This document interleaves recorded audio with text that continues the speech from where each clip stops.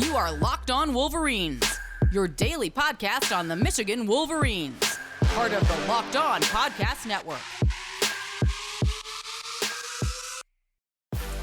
Happy Monday. We are back and doing it. Locked On Wolverines podcast. I'm going to move here. Locked On Podcast Network, where it's your team every day. I'm your man on the ground, Isaiah Hole, publisher of Wolverines Wire through USA Today Sports Media Group, in yet another school shirt for those who hate that sort of thing. I just look at it this way with the Oklahoma baseball hoodie. I'm supporting, in a way, Sharon Moore, who played at Oklahoma. Another free giving by the home field crew. They have tons of amazing Michigan things, by the way, so go check that out. Anyway, we're going to get into the news over the weekend that Jim Harbaugh met with the brass of the Denver Broncos.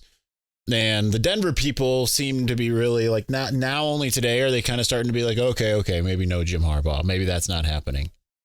But it's just been like a constant like thing that they have been doing where it's the typical like NFL thing.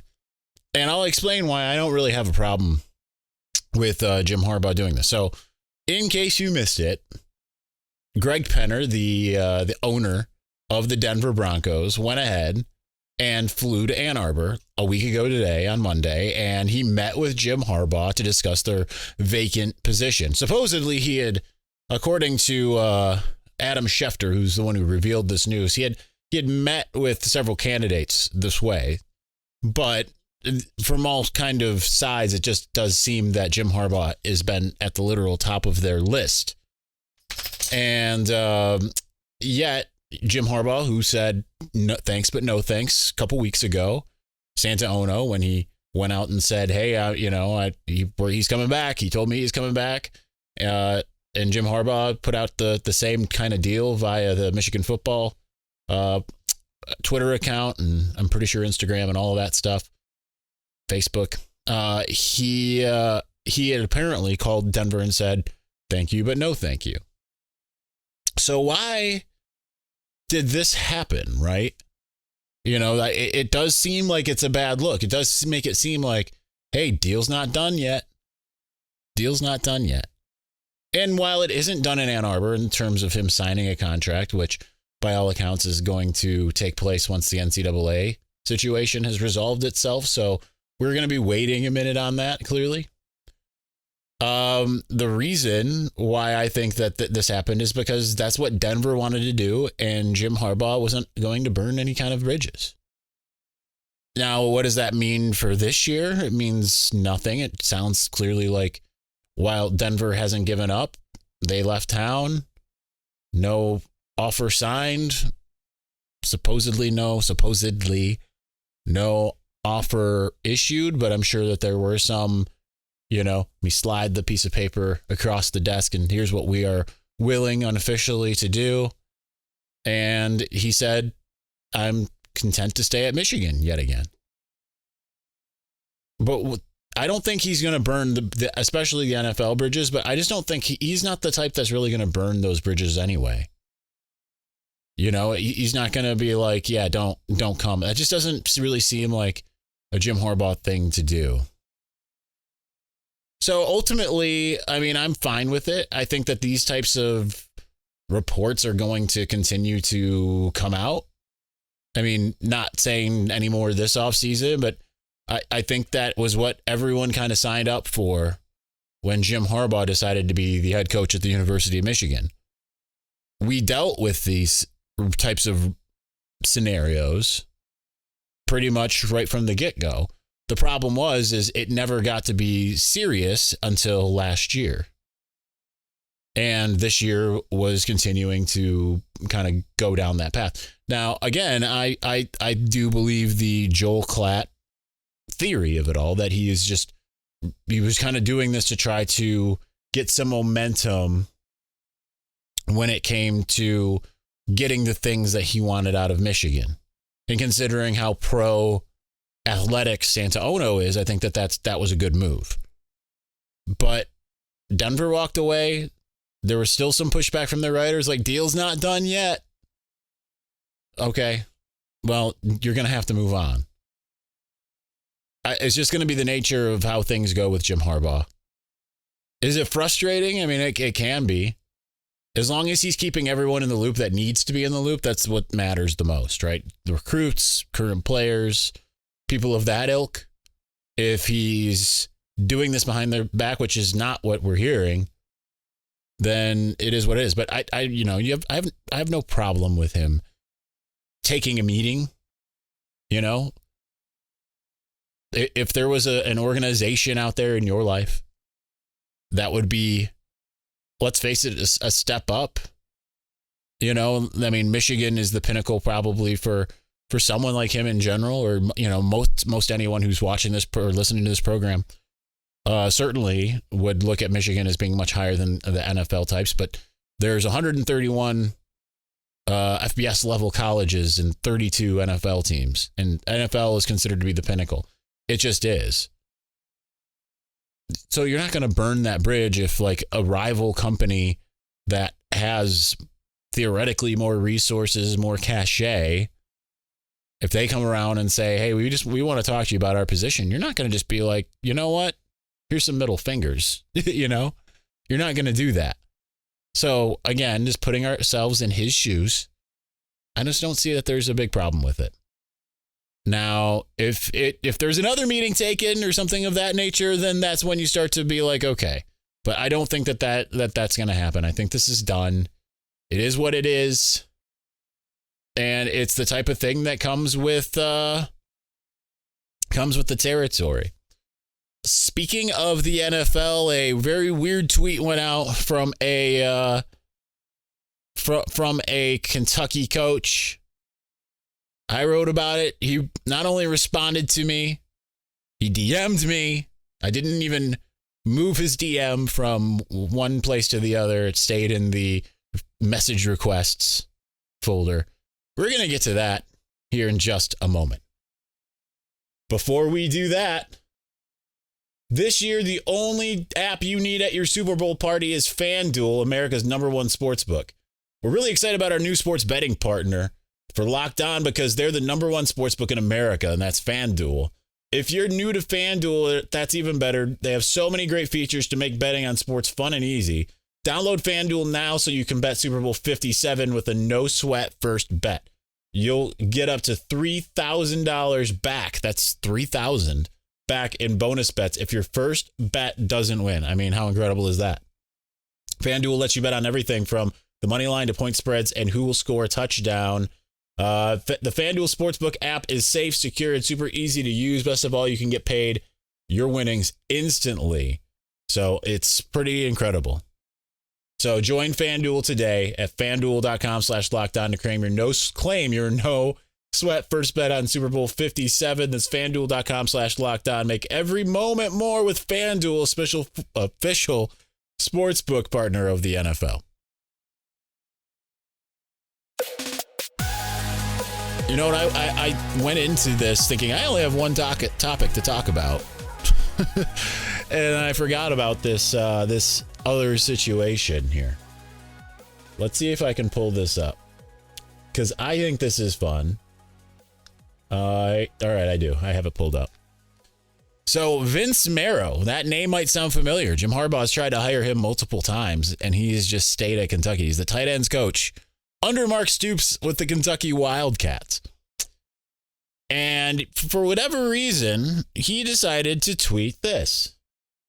I don't get it. Parents still letting kids go to a certain school when it's very clear he wants back in the NFL.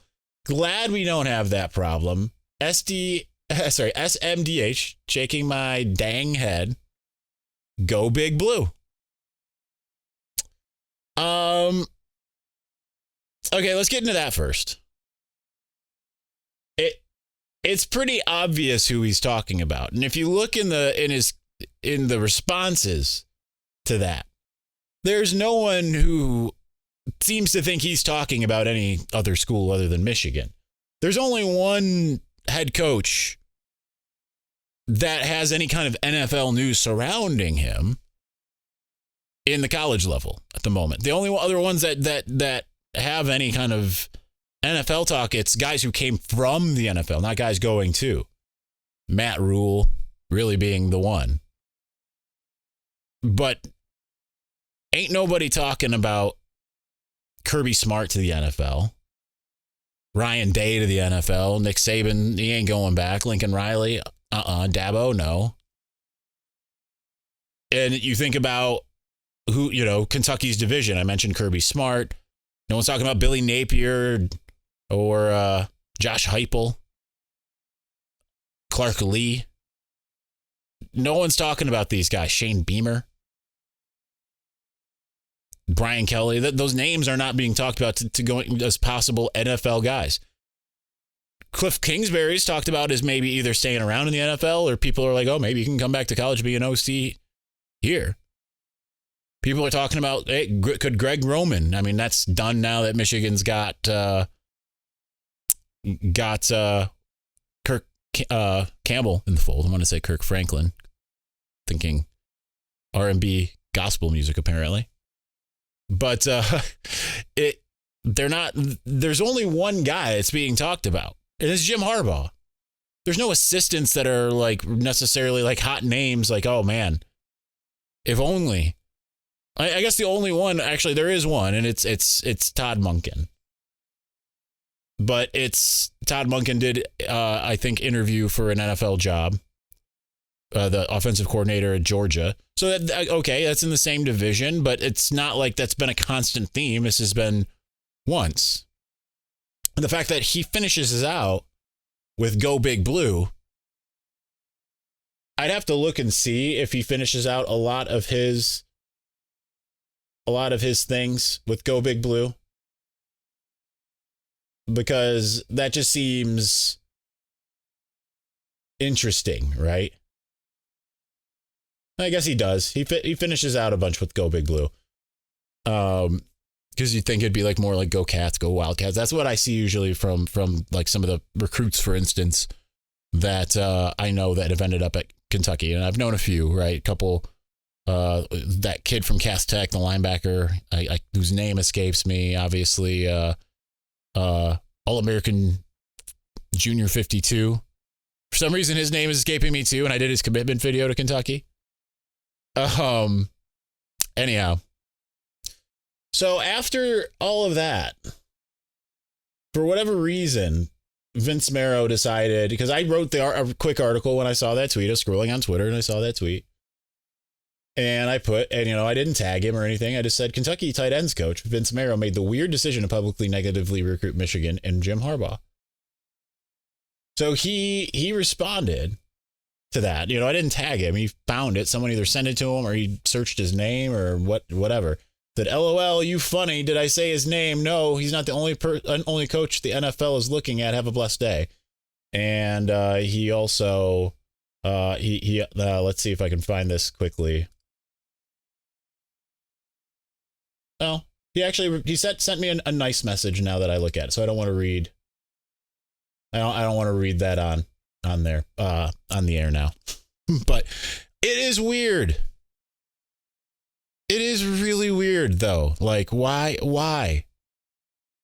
Because Michigan's been the one that's kind of been plundering some of the guys that they'd want. Steve Clinkscale in particular.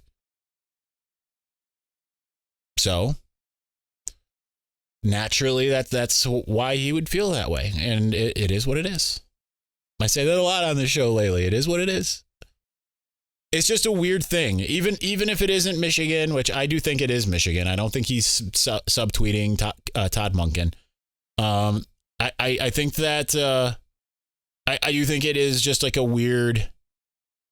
a weird thing to openly negatively recruit that way. But I guess you got to do what you got to do to try to get guys. Kentucky does a really good job, by the way, at getting some of those kind of... DeAndre Square was the name I was thinking of earlier.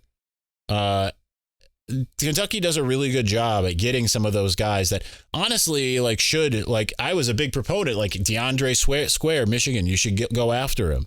Marquand McCall, Oak Park, teammate with Justin Rogers, the other name I couldn't remember 2 seconds ago. those were guys that I thought that Michigan really needed to push for, and they didn't, and they could have gone to really any Big Ten school and would have been really good. They went to Kentucky and they had a really good situation there. It's just a weird look when you're doing something like this. So I don't know. It is bizarre. All right, so I just realized that our last show on Friday took place right before the official hiring of Kirk Campbell. I'm going to constantly struggle with the Kirk Campbell thing for whatever reason. Let's discuss that here in just a moment.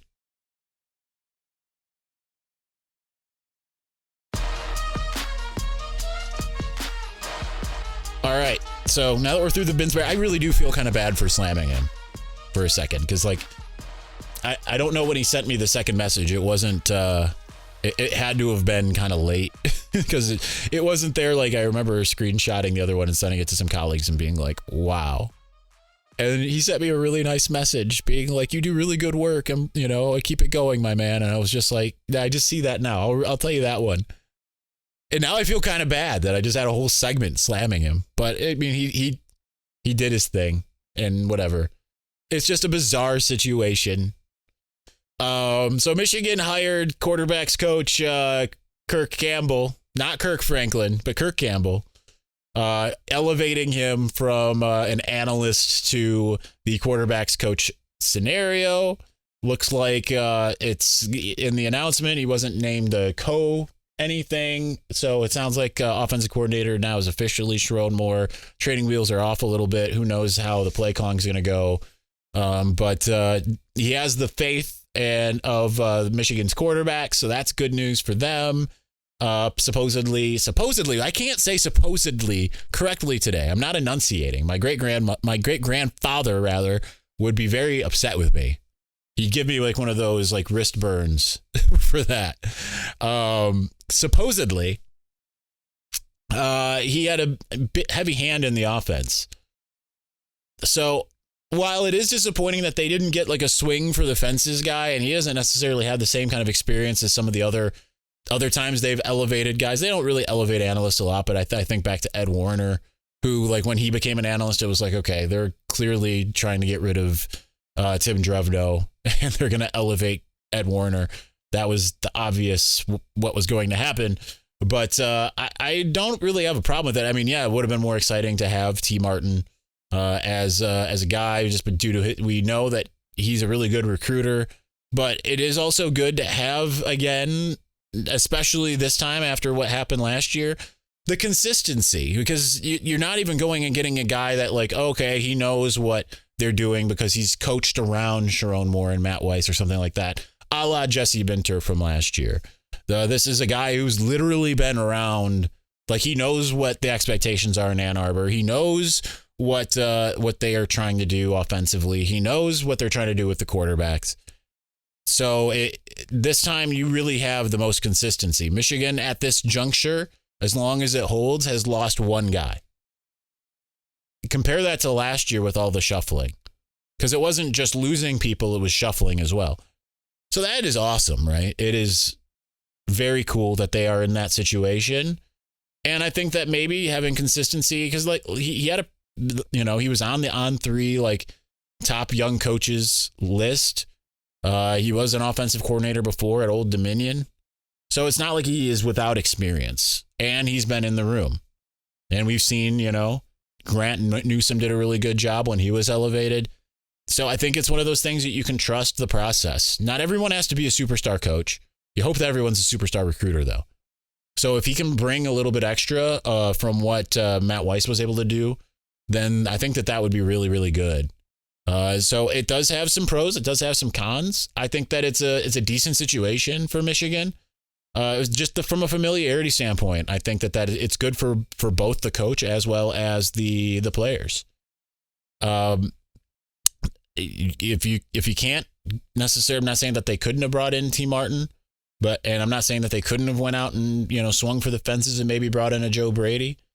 But hey, sometimes you get those opportunities and you make the most of it, right? I just want to look real quick, because I have a hunch on something, so I just want to look real quick. Yeah, so Joe Brady for instance. I mean, he would be the name that I think everyone would be like really wowed by of anybody because of what he did at LSU in 2019. Before that, he didn't really have any crazy experience. Linebackers coach at William and Mary for 2 years. Penn State grad assistant for 2 years. Offensive assistant with the New Orleans Saints for 2 years. And then suddenly passing game coordinator, wide receivers coach at LSU. And suddenly everyone was super excited about him. So kind of a similar trajectory. Yeah, I'm typing here. Just trying to see here if I can pull some stuff up. I mean, he's another young guy. He's 36 years old. Played wide receiver at Mercyhurst. I've never even heard of Mercyhurst. But kind of a similar deal. And he was an offensive assistant at Penn State as well. So he was West Virginian, Wesleyan GA, Tiffin wide receiver tight ends coach, Alderson Broadus offensive coordinator. Never heard of that school, but whatever. Offensive assistant for 3 years at Penn State, offensive coordinator for 2 years, and quarterbacks coach at Old Dominion. Offensive assistant last year at Michigan, and now the quarterbacks coach. I think that is fine. I know that there's people that really want, the higher, the accolades and everything like that. But, if he has the offensive mind that many people speak about him potentially having, could be an absolute home run. He's already got the familiarity with the system. Doesn't have to come in and learn anything. Doesn't have to the quarterbacks don't have to learn, what he's all about. So all in all, I think it's a good move. But certainly it's going to be one that we're just going to have to keep an eye on and see where it goes. All right, that is going to do it for us today. Don't know yet what Tuesday holds. Wednesday we'll do National Signing Day talk. We'll just, if nothing else, we'll go over who Michigan missed if they don't get anybody. Certainly there's the three guys, the Stanford defensive back, the Nicholas Harper of it all, the Jamel Howard of it all. And if they don't get those, then we'll probably just go back and do some more like recruiting overall, like what the outlook is of what they have, and go from there. Thursday, mailbag. Friday, who knows? Next week, I will be gone for 3 days in the middle of the week, but we'll figure out something for those, because I am going back to Disney World. Since I was at Land, it wasn't at World, so I'm going to go world it up and ride the new Tron coaster on a sneak preview. So I'm super stoked about that. Otherwise, I'd be gone today. So that'll do it for us. We'll talk to you again soon. Peace.